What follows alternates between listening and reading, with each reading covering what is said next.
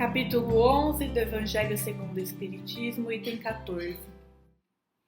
Observando as palavras de Jesus, na passagem anotada por Mateus, no capítulo 7, versículo 12, que diz: Fazei aos homens tudo o que desejais que eles vos façam, pois esta é a lei e os profetas.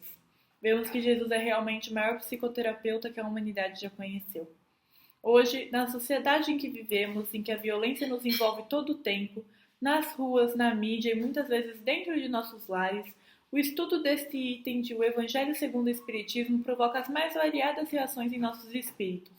Quando tratamos o perdão no âmbito das pessoas que conhecemos e ou convivemos, muitas vezes encontramos barreiras enormes que julgamos intransponíveis para a prática do perdão. Mas, quando pensamos no perdão e caridade para com os criminosos, nos encontramos muitas vezes a dizer para nós mesmos: perdoar, ser caridoso. Quando encontramos criaturas assim, ou nós mesmos agimos assim, podemos ter certeza de que o alerta de Jesus ainda não encontrou eco em nossos espíritos.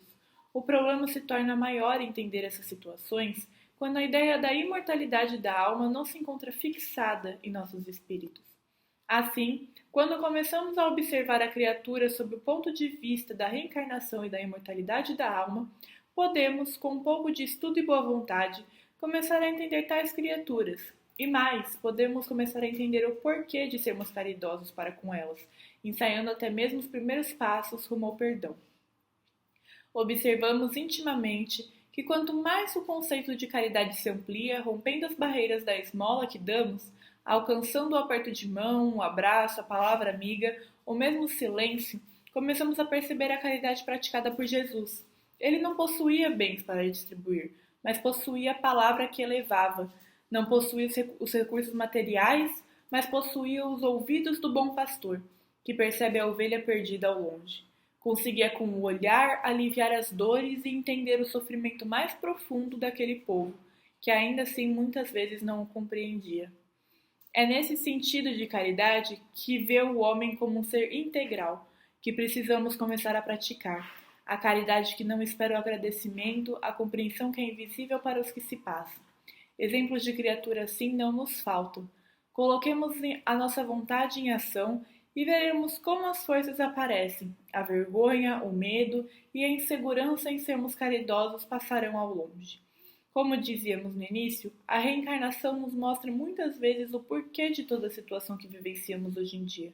Quando nós, espíritos imortais, compreendermos a reencarnação como oportunidade de avanço e de progresso, deixaremos de presenciar muitas dessas cenas que nós vemos hoje em dia.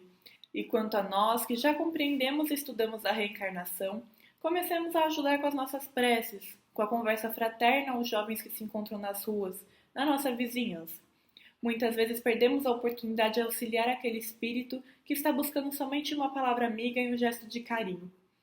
Como nos alerta o espírito Elizabeth de França, aproveitemos a oportunidade que Deus nos concede de ter entre nós grandes criminosos, para que, com o exemplo que Ele nos dão, podemos compreender o verdadeiro sentido da reencarnação: progresso, iluminação e felicidade.